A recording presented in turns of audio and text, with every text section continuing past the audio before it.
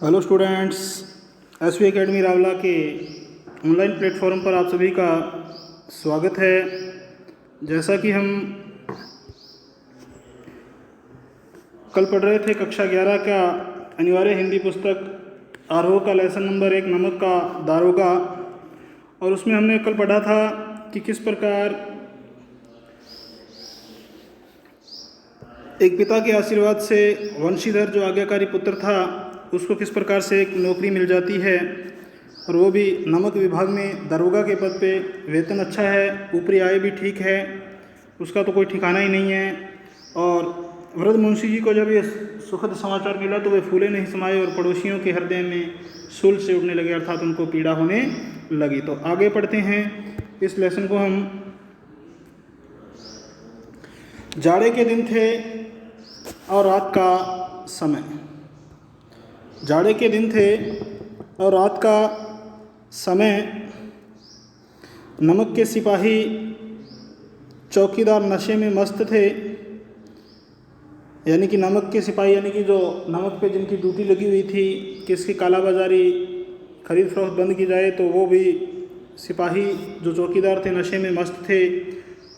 मुंशी वंशीधर को यहाँ आए अभी 6 महीनों से अधिक नहीं हुए थे, यानी कि मुंशी वंशीधर को यहाँ आए हुए अभी 6 महीने से ज़्यादा नहीं हुए थे, अर्थात 6 महीने हुए थे उसे यहाँ नौकरी करते हुए। लेकिन इस थोड़े समय में ही उन्होंने अपनी कार्यकुशलता और उत्तम आचार से अफसरों को मोहित कर लिया था। लेकिन इस थोड़े ही समय में, इस 6 महीने के दौरान ही उसने अपने कार्यशैली से और उत्तम आचार व्यवहार से, अपने आचरण से, अपने व्यवहार से अफसरों को भी, जो उस तबके के उच्च अफसर थे, उन सभी को मोहित कर लिया, अर्थात उनको प्रशंसा का पात्र बना लिया। अर्थात सभी जो अधिकारी वर्ग था वो उसकी कार्यकुशलता से बहुत ज़्यादा खुश था। भाई अफसर लोग उन पर बहुत विश्वास करने लगे, जो अफसर लोग थे वो भी उन पे बहुत ज़्यादा विश्वास करने लगे। नमक के दफ्तर से 1 मील पूर्व की ओर जमुना बहती थी, यानी कि एक नदी है जो बहती थी 1 मील पूर्व की ओर। उस पर नावों का एक पुल बना हुआ था, यानी कि नावों की आवाजाही के लिए एक पुल बना हुआ था। दरोगा जी किवाड़ बंद किए मीठी नींद से सो रहे थे। तो दरोगा जी एक कमरे में बैठे हुए किवाड़ बंद किए हुए थे, यानी कि गेट वगैरह दरवाज़ा वगैरह बंद किया हुआ था, और मीठी नींद में सो रहे थे, अर्थात नींद ले रहे थे। अचानक आंख खुली तो नदी के प्रवाह की जगह गाड़ियों की गड़गड़ाहट तथा मल्लाहों का कोलाहल सुनाई दिया। तो अचानक आंख खुली, यानी कि मीठी नींद में सो रहे थे, तो अचानक उनकी आंख खुली तो उन्हें नदी के प्रवाह की जगह, यानी कि नदी की धारा की ध्वनि सुनाई देनी चाहती थी। पानी चलता हुआ, प्रवाहमान होता हुआ पानी, उसकी ध्वनि सुनाई देनी चाहिए थी, परंतु उसे तो कुछ और ही सुनाई दिया। क्या सुनाई दिया? नदी के प्रवाह की जगह गाड़ियों की गड़गड़ाहट और मल्लाहों का कोलाहल। मल्लाह होते हैं जो नाव को खेने वाले होते हैं, उनको मल्लाह कहा जाता है। कोलाहल का मतलब होता है शोर, आवाज़ें। तो नदी के प्रवाह की जगह गाड़ियों की गड़गड़ाहट तथा मल्लाहों का कोलाहल। मल्लाह का मतलब मैंने बता दिया है, मल्लाह का मतलब होता है जो नाव को खेने वाला होता है, नाव को चलाने वाला होता है, उसको मल्लाह बोलते हैं। नाविक भी बोलते हैं, केवट भी बोलते हैं, खवैया भी बोलते हैं। तो ध्यान रखना, मल्लाहों का कोलाहल यानी कि शोर सुनाई दिया, उठ बैठे। तो मुंशी जी उठ के बैठ गए भी। इतनी रात गए गाड़ियाँ क्यों नदी के पार जाती हैं, यानी कि इतनी रात हो गई है तो ये गाड़ियाँ नदी के पार क्यों जा रही हैं? अवश्य कुछ न कुछ गोलमाल है, यानी कि कोई ना कोई गड़बड़ झाला जरूर है भी। तर्क ने भ्रम को पुष्ट किया। जो तर्क था उसके मन में आया और जो उनके भ्रम था वो पुष्ट किया, यानी कि वो पुख्ता हो गया, यानी कि वास्तव में कोई ना कोई गड़बड़ है। वर्दी पहनी, तमंचा जेब में रखा। तमंचा वगैरह यानी कि पिस्तौल वगैरह, जो पिस्टल वगैरह जिसको बोलते हैं, वर्दी अपनी उन्होंने ड्रेस पहन ली और तमंचा जेब में रखा, और बात की बात में घोड़ा बढ़ाए हुए पुल पर आ पहुँचे। और बात की बात और थोड़े ही समय में वो पुल पे जा पहुँचे। गाड़ियों की एक लंबी कतार पुल के पार जाती दिखी, और गाड़ियों की एक बहुत लंबी लाइन लगी हुई थी जो उस पुल के पार जा रही थी, अर्थात पुल को पार कर रही थी। डांट कर पूछा किसकी गाड़ियाँ हैं, तो इन्होंने दरोगा जी ने पूछा, बंशीधर जी ने पूछा कि भाई डांट कर पूछा थोड़ा झिड़क कर किसकी गाड़ियाँ हैं। तो पढ़ते हैं आगे, गाड़ियाँ किसकी हैं। तो थोड़ी देर तक क्या रहा भाई, सन्नाटा रहा। जैसा कि चित्र में दिखाई दे रहा है, इन गाड़ियों को रोके हुए आदमी बातचीत कर रहा है। तो थोड़ी देर तक सन्नाटा रहा, यानी सन्नाटा का मतलब चुप्पी, शांत हो गया वातावरण। आदमियों में कुछ कानाफूसी हुई, यानी कि कुछ आदमी आपस में कानाफूसी करने लगे, अर्थात एक दूसरे से कोई बात करने लगे धीरे धीरे। तब आगे वाले ने कहा पंडित अलोपीदीन की, और जब जो आगे था तो उसने उसका प्रत्युत्तर दिया, यानी कि उन्होंने पूछा था ना भी गाड़ियाँ किसकी है, तो उन्होंने उत्तर क्या दिया, पंडित अलोपीदीन की। कौन, पंडित अलोपीदीन। तो फिर उत्तर आया दातागंज के मुंशी वंशीधर चौंके। मुंशी वंशीधर को भी आश्चर्य हुआ, वो भी चौंक गया, क्योंकि उन्होंने भी इस नाम को क्या सुन कर रखा था भाई, सुन रखा था। पंडित अलोपीदीन इस इलाके के सबसे प्रतिष्ठित जमींदार थे, लाखों रुपए का लेन देन करते थे। इधर छोटे से बड़े कौन ऐसे थे जो उनके ऋणी नहीं हो, ऋणी नहीं होना कर्जदार नहीं होना, अर्थात ऐसा कोई व्यक्ति नहीं था जो उनका कर्जदार नहीं था। अर्थात बहुत ही प्रतिष्ठित जमींदार थे, लाखों रुपए का लेन देन करते थे, यानी कि पैसे वाले थे। इधर कोई छोटा बड़ा ऐसा नहीं था उस गांव के अंदर जो उनका ऋणी नहीं और जो उनका कर्जदार नहीं, अर्थात सभी व्यक्तियों ने, पूरे गांव ने ही उनसे क्या लेकर रखा था, कर्जा ले रखा था। व्यापार भी बड़ा लंबा चौड़ा था, और उनका जो व्यापार था, जो व्यवसाय था, वो भी बड़ा लंबा चौड़ा था, यानी कि खूब व्यापार करते थे। बड़े चलते पुर्जे आदमी थे। चलते पुर्जे आदमी का मतलब यानी कि बड़ी उनकी चल बल थी, अर्थात उनकी खूब अधिकारी वर्ग में भी क्या थी भाई, पैठ थी भाई।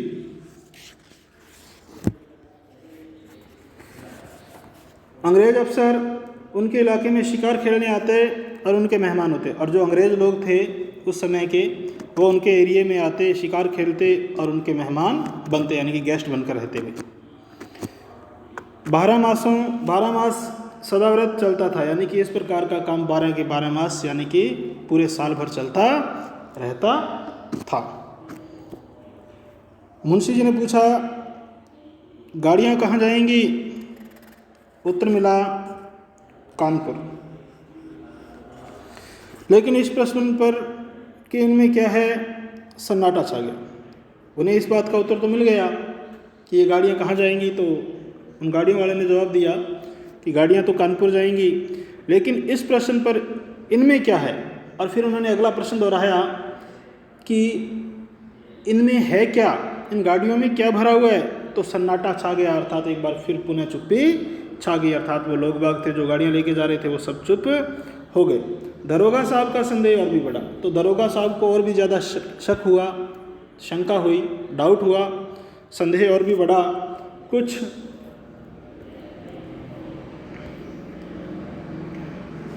कुछ देर तक उत्तर की बाट देखकर, उत्तर का इंतज़ार करते हुए, यानी कि उत्तर की बाट देखी, अर्थात उत्तर का उन्होंने इंतज़ार किया भी कोई ना कोई उत्तर मिलेगा। वह जोर से बोले क्या तुम सब गूंगे हो गए हो, क्या तुम सब के सब गूंगे हो गए हो क्या, मैंने क्या प्रश्न पूछा है, आप इस प्रश्न का उत्तर क्यों नहीं दे रहे, अर्थात इन गाड़ियों में क्या भरा हुआ है आप मुझे बताएं, हम पूछते हैं इनमें क्या लदा है, यानी कि इसमें क्या आपने भर रखा है। तो वो सब क्या हो गए भी, उनको कोई उत्तर देते नहीं बनता था। जब इस बार भी कोई उत्तर नहीं मिला तो उन्होंने घोड़े को एक घाड़ी से मिलाकर बोरे को टटेला। जब इस बार भी कोई उत्तर नहीं मिला तो उन लोगों ने कोई उत्तर नहीं दिया इस प्रश्न का, तो उन्होंने अपने घोड़े को एक गाड़ी के पास किया, अर्थात अपने घोड़े को चलाया और गाड़ी के पास लेके गए और एक बोरे को, यानी कि जो बोरी वगैरह होती है उसको टटोला, उसको देखा कि उसमें क्या है, भ्रम दूर हो गया। तो उनका जो भ्रम था, जो शंका थी वो दूर हो गई। यह नमक के ढेले थे। तो नमक के यानी कि पत्थर बने हुए थे, और वो किसके थे, क्या था भाई, नमक के ढेल थे, यानी कि नमक के बड़े बड़े खंड थे भी उसमें। पंडित अलोपीदीन अपने सजीले रथ पर सवार, और पंडित अलोपीदीन जो अपने सजे सजाए रथ पे, रथ था जिसको घोड़े खींचते हैं, घोड़ा गाड़ी कह सकते हैं जिसको, जो सज पे रथ पे सवार, कुछ सोते हुए कुछ जागते चले आते थे, कुछ सोते हुए से और कुछ जागते हुए से चले आते, यानी कि ऊँघने की अवस्था में, तंद्रालस की अवस्था में थे। अचानक कई गाड़ी वालों ने घबराए हुए आकर जगाया और बोले, महाराज दारोगा ने गाड़ियाँ रोक दी है और घाट पर खड़े आपको बुलाते हैं। तो कुछ जागते सोते से चले आ रहे थे, तो अचानक कई गाड़ी वालों ने घबराए और उन्होंने आकर उनको जगाया और बोले कि हे महाराज, दरोगा ने अर्थात उस नौकर ने, जो वो कर्मचारी है वहाँ का, उसने गाड़ियाँ रोक दी है और घाट पर खड़े, और वो घाट पे ही खड़ा है और आपको बुला रहा है। पंडित अलोपीदीन का लक्ष्मी जी पर अखंड विश्वास था, यानी कि वो रिश्वत देने की फिराक में थे। उन्होंने जब इस बात को सुना तो लक्ष्मी जी पे, यानी कि धन पे उनको बड़ा विश्वास था। वह कहा करते थे कि संसार का तो कहना ही क्या, स्वर्ग में भी लक्ष्मी का ही राज्य है। तो वो ऐसा कहते थे कि इस संसार का तो कहना ही क्या, बल्कि स्वर्ग में भी लक्ष्मी का ही राज्य है। उनका यह कहना यथार्थ ही था और वास्तविक ही था।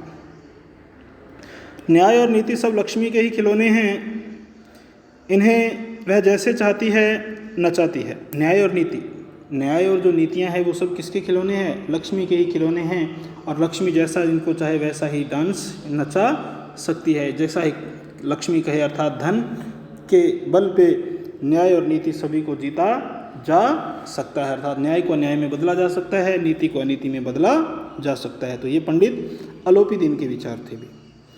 इन्हें वह जैसे चाहती है नचाती है। लेटे ही लेटे गर्व से बोले, चलो हम आते हैं। और वो लेटे ही लेटे अपने रथ पे लेटे लेटे बोले कि चलो हम आते हैं। यह कहकर पंडित जी ने बड़ी निश्चिंतता से, बड़े बेपरवाह होकर, बिना किसी चिंता से पान के बीड़े लगाकर खाए, पान के बीड़े लगाए और खाए। हमसे ऐसा कौन सा अपराध हुआ है कि गाड़ियाँ रोक दी गई? हमसे ऐसा कौन सा अपराध हुआ है कि गाड़ियाँ हमारी रोक दी गई? हम ब्राह्मणों पर तो आपकी कृपा दृष्टि रहनी चाहिए। तो हम तो ब्राह्मण आदमी हैं, तो आपकी कृपा हमारे पे रहनी चाहिए। वंशीधर रुखाई से बोले, सरकारी हुक्म। वंशीधर थोड़े रूखे स्वर से, थोड़े गर्म मिजाज से, थोड़े कठोर होते हुए बोले, सरकारी हुक्म, यानी कि ये सरकारी आदेश है जी। पंडित अलोपीदीन ने हंसकर कहा, हम सरकारी हुक्म को नहीं जानते। तो पंडित अलोपीदीन ने हंसते हुए कहा कि हम सरकारी हुक्म को नहीं जानते, और न ही सरकार को। ना ही तो हम सरकारी हुक्म को जानते हैं और ना ही हम किसको जानते हैं? सरकार को जानते हैं। हमारी सरकार तो आप ही हैं, हमारी सरकार तो आप ही हैं। हमारा और आपका तो घर का मामला है, हमारा और आपका तो घर का मामला है। हम कभी आपसे बाहर हो सकते हैं क्या? हम कभी आपसे बाहर हो सकते हैं, यानी कि आपके कहने से बाहर कभी भी हम नहीं हो सकते। आपने व्यर्थ का कष्ट उठाया, आपने बेकार में ही या यूं ही कष्ट किया है। यह हो नहीं सकता कि इधर से जाएं और इस घाट के देवता को भेंट न चढ़ावें। और उन्होंने फिर रिश्वत की पेशकश कर दी बातों ही बातों में। और यह तो हो ही नहीं सकता कि हम आपके एरिए से, आपके क्षेत्र से उस पार जाएं और आपको किसी प्रकार की भेंट नहीं चढ़ाएं। आप तो हमारे देवता हो, इसलिए आप पे कोई ना कोई भेंट हम अवश्य चढ़ा देंगे। तो कहने का मतलब ये है कि उन्होंने मुंशी वंशीधर को पंडित अलोपीदीन ने रिश्वत की पेशकश कर दी, अर्थात उसको रिश्वत के लिए उकसाना शुरू कर दिया, अर्थात उसे लालच देना शुरू कर दिया। मैं तो आपकी सेवा में स्वयं ही आ रहा था। अब ये पंडित अलोपीदीन कह रहा है कि मैं तो आपकी सेवा में स्वयं ही आ रहा था, खुद ही आ रहा था। वंशीधर पर ऐश्वर्य की, मोहिनी वंशी का कुछ प्रभाव नहीं पड़ा। तो वंशीधर पे उस ऐश्वर्य की, यानी कि जो ऐश्वर्याम रूपी वंशी थी, जो मोहिनी वंशी, मोहने वाली, वश में करने वाली जो वंशी थी, उसका कोई प्रभाव नहीं पड़ा, किसी भी प्रकार का कोई प्रभाव नहीं पड़ा। ईमानदारी की नई उमंग थी, ईमानदारी की नई ऊर्जा थी, नया जोश था। कड़क कर बोले, हम उन नमक हरामों में नहीं हैं जो कौड़ियों पर अपना ईमान बेचते फिरते हैं। तो उन्होंने जब पंडित अलोपीदीन ने उनके सामने रिश्वत की पेशकश की तो उन्होंने उस रिश्वत को क्या किया, ठुकरा दिया और बड़े ही कड़क कर बड़े ही जोशपूर्ण आवाज़ में बोले, हम उन नमक हरामों में नहीं हैं जो कौड़ियों के बदले, कुछ 2 पैसों के बदले अपना ईमान बेचते फिरते हैं, अपने आप को बेचते फिरते हैं। अर्थात हम कभी भी रिश्वत नहीं लेते, अर्थात हम अपना काम ईमानदारी से और कर्तव्यपरायणता से करेंगे। अब इस समय हिरासत में हैं, अब आप इस समय मेरी हिरासत में हैं, आप मेरे अंडर में हो, आपको आपका कायदे के अनुसार चालान होगा। तो नियमों के अनुसार क्या होगा, आपका चालान होगा। बस मुझे अधिक बातों की फुर्सत नहीं है। जमादार बदलू सिंह, तुम्हें इन्हें हिरासत में ले चलो, मैं हुक्म देता हूँ।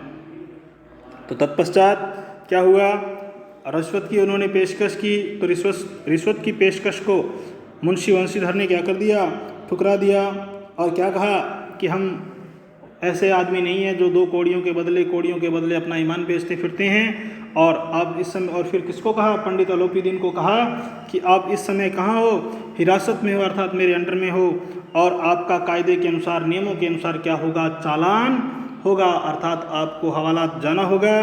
बस मुझे अधिक बातों की फुर्सत नहीं है और मुझे ज़्यादा बातों की फुर्सत भी नहीं है। कौन कह रहा है, मुंशी वंशीधर पंडित अलोपीदीन से कह रहा है। और उनके साथ जमादार बदलू सिंह भी है, उसका अन्य एक दरोगा भी है, एक सेवक भी है उनका, यानी कि उनका साथी कर्मचारी भी है। और तुम इन्हें हिरासत में ले चलो। और उनको पंडित मुंशी वंशीधर ने आदेश दिया कि जमादार बदलू सिंह, आप इनको तुरंत प्रभाव से क्या करो, हिरासत में ले लो, मैं यह आदेश देता हूँ, हुक्म देता हूँ। तो आज के लिए स्टूडेंट्स इतना ही। तो इसमें